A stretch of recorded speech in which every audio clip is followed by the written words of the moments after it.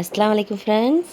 உங்களுக்கு ப்ரௌனி எப்படி ஈஸியாகவும் பொறுமையாக புரிகிற மாதிரி உங்களுக்கு நான் இன்ஷா அல்லாஹ் சொல்லித்தரேன். தேவையான பொருட்கள்: dark compound chocolate, maida, cocoa powder, brown sugar, white sugar, baking powder, vanilla essence, butter. இது எல்லாத்தையும் எடுத்து வச்சுக்கோங்க. முட்டையும் சேர்த்துக்கோங்க. முட்டை அதில் காமிக்கல. இதுக்கு கரெக்டாக 6 டின் எடுத்து வச்சுக்கோங்க. ஆயில் எல்லா பக்கமும் அப்ளை பண்ணிக்கோங்க. நான் வந்து அப்ளை பண்ணாமலே செய்யலாம். ஏன்னா நான் பட்டர் ஷீட் வேறு வச்சுருக்கேன். அதை வேணால் உங்களுக்கு காமிக்கிறேன். நீங்கள் பட்டர் ஷீட் போடுறதுனால நீங்கள் லைட்டாக ஆயில் எல்லா பக்கமும் அப்ளை பண்ணிக்கோங்க. அந்த பேப்பர் எப்படி கட் பண்ணி வைக்கிறதுங்கிறது வீடியோ இன்ஷா அல்லாஹ் உங்களுக்கு போடுறேன். இந்த மாதிரி அழகாக நீட்டாக எடுத்து வச்சுக்கோங்க. நான் இந்த பட்டர் பேப்பர் தான் யூஸ் பண்ணுறேன். உங்கள்கிட்ட இல்லை அப்படின்னா நீங்கள் நார்மலாக எப்பவும் போல் அதே பட்டர் பேப்பர் நீங்கள் யூஸ் பண்ணிக்கலாம். இது சைட்லலாம் கொஞ்சம் ஒட்டி பிடிக்காது. அதனால நான் இந்த பட்டர் பேப்பர் யூஸ் பண்ணுறேன் நான். இப்போ தண்ணி கொஞ்சமாக கொதிக்க வச்சுக்கோங்க. அதாவது அந்த கிண்ணிக்கு கீழே தண்ணி இருக்கிறது அந்த கிண்ணிக்கு மேலே படக்கூடாது. அப்படி இல்லைன்னா கெட்டியாக போயிடும். அதனால் இதில் கிண்ணிக்கு கீழே, அதாவது அந்த சின்ன கீழே அடியில் தண்ணி இருக்குல்ல, அந்த தண்ணி மேலே வரக்கூடாது, ஆவி படக்கூடாது. அதே மாதிரி வச்சு நீங்கள் நல்லா இது கிண்டி எடுத்துக்கோங்க. பாருங்கள், கொஞ்சமாக தான் தண்ணி வச்சுருக்கேன். இதில் 100 கிராம் டார்க் சாக்லேட், அதில் 50 கிராம் அன்சால்டட் பட்டர் மட்டும் எடுத்துக்கோங்க. 100 கிராமுக்கு 50 கிராம் போதும், சரியாக இருக்கும். இதை நல்லா மெல்ட் பண்ணி எடுத்து வச்சுக்கோங்க. பாருங்கள், இவ்வளோ ஸ்மூத்தாக அழகாக இது மாதிரி எடுத்து வச்சுக்கோங்க. இது ஒரு ஓரமாக இருக்கட்டும். பவுலில் முட்டை உடைச்சி ஊற்றிக்கோங்க. நான் ப்ரௌன் சுகர் பாரிஸில் தான் யூஸ் பண்ணுறேன். பாரிஸ் ப்ரௌன் சுகர் தான் யூஸ் பண்ணுறேன். அது இல்லை அப்படின்னா வேறு ஏதாச்சும் எடுத்துக்கோங்க. லைட்டாக குறைன்னு கல் மாதிரி இல்லாமல் கொஞ்சம் லைட்டாக சுற்ற விட்டு எடுத்துக்கோங்க. ரொம்ப சுற்ற விட்டிங்கன்னா கொஞ்சம் நல்லா பிசு பிசுன்னு ஆயிரும். அப்போ நம்மளுக்கு கொஞ்சம் மிக்ஸ் பண்ணுறதுக்குள்ள கொஞ்சம் கஷ்டமாக இருக்கும். ஒயிட் சுகர், பொடி பண்ண ஒயிட் சுகர் எடுத்துக்கோங்க. ஐசிங் சுகர் கிடையாது.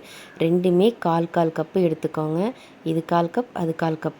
இப்போ இந்த பவுலில் ஒரு முட்டை, brown sugar 1/4 cup, white sugar 1/4 cup, ரெண்டும் 1/4 கப் சேர்த்துருக்கேன்.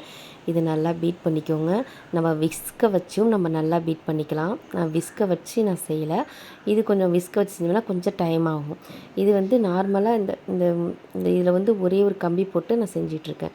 இதில் நீங்கள் வெண்ணிலா எசன்ஸ் சேர்த்துக்கலாம். ஒரு 1/2 டீஸ்பூன் மட்டும், 1/2 டீஸ்பூன் சேர்த்து கொஞ்சம் நல்லா மிக்ஸ் பண்ணிக்கோங்க. இந்த மாதிரி லைட்டாக ரொம்பவும் நுர பஃபியாக பொங்கி வந்துச்சுன்னா கேக் மாதிரி ஆயிரும். இந்த மாதிரி தண்ணி மாதிரி ஊற்றுற மாதிரி லைட்டாக நீங்கள் சுற்ற விட்டு எடுத்துக்கோங்க. பாருங்கள், விஸ்கை வச்சு கலக்கக்குள்ளே எப்படி இருக்குன்னு. இந்த பதம் போதும். நம்ம இதில் டார்க் சாக்லேட் நம்ம மெல்ட் பண்ணி வச்சுருந்தோம்ல, பட்டரும் டார்க் சாக்லேட்டும் எடுத்து வச்சுருந்ததை அப்படியே இதில் எடுத்து எல்லாத்தையும் சேர்த்துக்கோங்க. இது எல்லாத்தையும் நல்லா எடுத்து சேர்த்துட்டு அதில் நல்லா மிக்ஸ் பண்ணி கொடுங்க. முதல்ல எவ்வளோக்கு தண்ணியாக இருந்துச்சோ அதை நம்ம இதை ஊற்றி நல்லா கலக்கக்குள்ளே, அதாவது வேகமாக நீங்கள் பீட் பண்ணக்கூடாது. கொஞ்சம் பொறுமையாக நீங்கள் இந்த மாதிரி கலந்து கொடுங்க. அப்படி கலந்து கொடுக்கக்குள்ளே கொஞ்சம் கெட்டித்தன்மையோடு வரும். எவ்வளோ தண்ணியாக இருந்துச்சோ கொஞ்சம் கெட்டியாக இருக்கும். கெட்டியாக வருது என்ன அப்படின்லாம் நினைக்க வேணாம். நல்லா கலந்து கொடுக்கறதுக்குள்ளே உங்களுக்கு நல்லா கெட்டியாக வரும். அதுக்கப்புறம் இதில் 180 டிகிரியில் 10 நிமிஷத்துக்கு ப்ரீஹீட் பண்ணி வச்சுக்கோங்க. நம்ம எல்லாம் பேட்டர் ரெடி பண்ணுறதுக்கும் இது ப்ரீஹீட் பண்ணி வச்சுக்கிறதுக்கு சரியாக இருக்கும். அதுக்கப்புறம் இந்த 1/2 கப் மைதா மாவு எடுத்துக்கோங்க.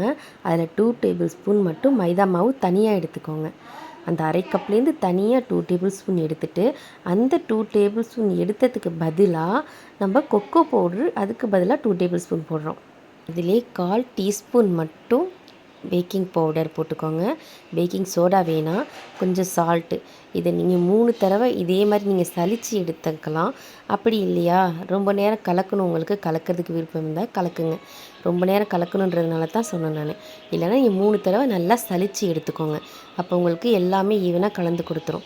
இதை நம்ம பேட்டரை பொறுமையாக கிண்டி எடுக்கணும். பாருங்கள், இது மாதிரி பொறுமையாக கிண்டிக்கோங்க. வேகமாக டக்குன்னு முட்டை அடிக்கிற மாதிரி நீங்கள் அடிக்க வேணாம். பொறுமையாக இந்த மாதிரி கிண்டி எடுத்துக்கோங்க. கிண்டி எடுத்ததுக்கப்புறம் பேட்டர் கொஞ்சம் உங்களுக்கு ரெடி ஆயிரும். இதில் பால் ரொம்ப கிண்ட முடியல, பவுடராக இருக்குது, பால் சேர்க்கணும் அப்படின்னு எதுவுமே சேர்க்க வேணாம். நீங்கள் கிண்டிகிட்டே இருக்க கொஞ்ச நேரத்தில் நார்மலாக இந்த மாதிரி தான் வந்துடும். இதே மாதிரி கொஞ்ச நேரத்தில் உங்களுக்கு கிடச்சிரும் மாவு. அதை நீங்கள் பேட்டரில் சேர்த்துக்கோங்க. அதை டின்னில் சேர்த்துக்கோங்க. டின்னில் சேர்த்து எல்லா பக்கமும் படுற மாதிரி டின்னில் சேர்த்து எடுத்து வச்சுக்கோங்க. லைக் பண்ணி சப்ஸ்கிரைப் பண்ணுங்கள். உங்களுக்கு புரியணும், நம்மளால் எல்லாரும் தெரிஞ்சுக்கணும் அப்படின்றதுனால தான் இந்த வீடியோ நான் போடுறேன். எனக்காக நீங்கள் லைக் பண்ணுங்கள்.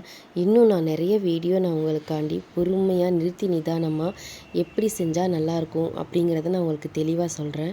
இந்த மாவு கெட்டியாக இருக்கிறதுனால எல்லா பக்கமும் நீங்கள் இந்த குச்சை வச்சு நீங்கள் இது மாதிரி செஞ்சிங்கன்னா எல்லா பக்கமும் படுற மாதிரி போயிடும். அதுக்கப்புறம் நல்லா இதை தட்டி கொடுத்துக்கோங்க. இதை நல்லா தட்டிட்டு நம்ம அவனில் வச்சிடலாம். ஓடிஜியில் வச்சுருக்கேன். இதை நீங்கள் கரெக்டாக 20 நிமிஷம் வரைக்கும் பேக் பண்ணி எடுத்துக்கோங்க. 20 நிமிஷத்துக்கு அப்புறம் பாருங்கள், மேலே உப்பி கிரிங்கிள் டாப்போட அது நீங்கள் தானாக ஆறி போயிடுச்சுன்னா அது கிரிங்கிள் டாப் தானாகவே வந்துடும். உங்களுக்கு காமிக்கிறேன் இன்ஷா அல்லாஹ். பார்க்கவே எவ்வளோ அழகாக இருக்குது பார்த்தீங்களா? நீங்கள் குச்சை வச்சு குத்தி பார்த்தீங்கன்னா அதில் ஒட்டாமல் வரணும். ஒட்டாமல் வந்துச்சுன்னா வெந்துருச்சு ப்ரௌனி அப்படின்னு அர்த்தம். லைட்டாக ஒட்டுற மாதிரி பிசு பிசு இருக்காருன்னா ஒரு 2 நிமிஷம் எக்ஸ்ட்ரா சேர்த்து வச்சுக்கோங்க. அதனால ஒன்றும் கிடையாது. பாருங்கள் எவ்வளோ அழகாக மேலே உப்பி வந்திருக்கு பாருங்கள். அதுக்கப்புறம் இப்படி தான் இருந்துச்சு. நான் கிரிங்கிள் டாப்போட பீஸ் பண்ணி காமிக்கிறேன் பாருங்கள். எல்லாருக்கும் இந்த ப்ரௌனி ரொம்ப பிடிச்சிருக்குன்னு நினைக்கிறேன். அப்படி பிடிச்சிருந்துச்சுன்னா லைக் பண்ணுங்கள், சப்ஸ்கிரைப் பண்ணுங்கள் மறக்காமல். பாருங்கள், வாவ் எவ்வளோ அழகாக கீழே ஒட்டாமல் இருக்குது பார்த்தீங்களா? அதனால தான் இந்த பேப்பர் நான் சொன்னேன். இல்லை நம்ம நார்மலாக அந்த பேப்பர் இருந்தாலும் அதுலேயும் செய்யலாம், நல்லா தான் இருக்கும். நார்மல் ப்ரௌனியாக வேணும்னு கேட்டதுனால தான் இப்படி செஞ்சுருக்கேன். மேலே லைட்டாக சாக்கோ சிரப்பும் சாக்லேட் சிப்ஸும் போட்டு செஞ்சுருக்கேன். உங்களுக்கு இந்த வீடியோ பிடிச்சிருந்தா லைக் பண்ணுங்கள், சப்ஸ்கிரைப் பண்ணுங்கள். தேங்க்யூ.